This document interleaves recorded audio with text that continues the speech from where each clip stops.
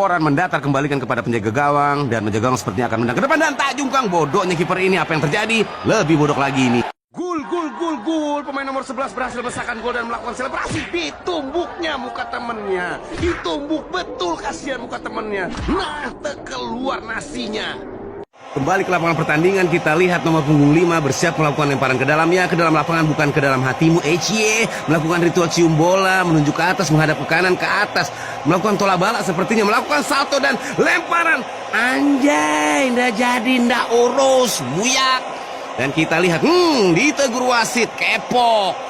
Kita saksikan saudara, salah satu pemain pengganti siap memasuki lapangan dan melakukan bisikan manja kepada wasit. Ini dia pemain dengan nomor punggung 13 dengan julukan Super Sub, akan menggantikan pemain yang sepertinya sudah memiliki napas Senin Kamis, kepala pusing, mata kunang-kunang, perut mual mau muntah, betis nyut-nyutan mau meledak, dan melakukan tos dilanjutkan dengan pelukan panas. Akhirnya kita akan saksikan aksi dari pemain pengganti terbaik di dunia dan apa yang terjadi saudara-saudara.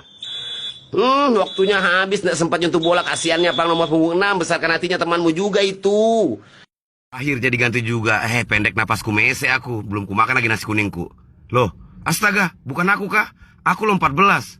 Oh iya, lupanya aku. Itu nomorku di klub lama. Lupa aku, Pok, sorry. Ya ganti sudah, Pok. Jangan kau makan nasi kuningku ya. Balik ke lapangan hijau, saudara-saudara. Umpan lambung langsung ke depan. Arjen Robben mengejar, lajunya anak ini tidak umum. Oh, pantas. Di statistik kita lihat anak ini sering lari ke kilo 37. Ngerinya nah. Terbuka dan syuting. Gol. Kenapa kakimu, Po? Keseleo kah? Oh, selebrasi rupanya. Kita lihat kembali siaran ulangnya. Umpan lambung. Arjen Robben mengejar, melewati dua pemain belakang lawan. Lajunya anak ini setan aja tidak bisa ngejar. Kayaknya anak ini biasa makan nasi sama knalpot racing. Nah, di kepingnya kiper, ditipunya. Gocekan hoax sekali lagi dan gol. Apa sih cewek ini? Aduh, hampir terkena itu nah. Sikut-sikut dada orang sembarangan. Nah, aku balas, lihat aja. Makan ini, ambil ini, biar aja nyut-nyut tulang keringmu. Selidingan maut, selidingan manja. Tersalto kan, berani balas. Muyaknya aku sama cewek ini, jengkel betul aku. Mama kok tidak pernah giniin aku. Jatuh kamu, biar aja siup, rasain, dah urus.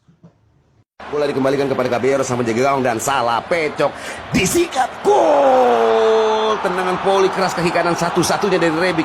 Aksi selebrasi yang unik menunjukkan anting palsu emas sepuhan imitasi. Golnya diulang lagi bikin tambah sakit hati.